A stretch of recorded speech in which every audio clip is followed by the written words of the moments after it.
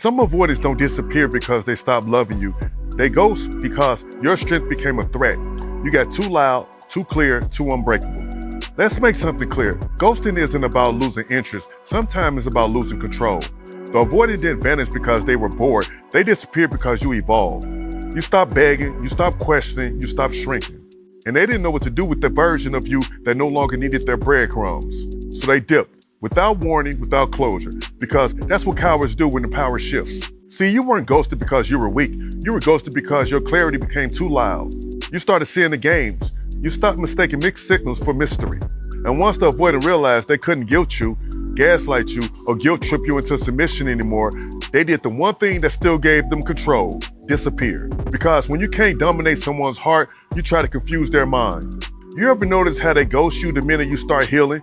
The second your voice gets firm, the moment you set boundaries and mean it? It wasn't a breakup, it was a power outage, pulled by someone who realized their emotional lights were no longer in their hands. They didn't say goodbye, because if they did, you would have the chance to say no back.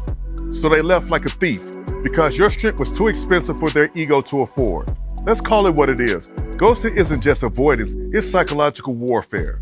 It's, let me create a silence loud enough to make you doubt everything you know about yourself. But you're not crazy, you're not overthinking, you're not too sensitive.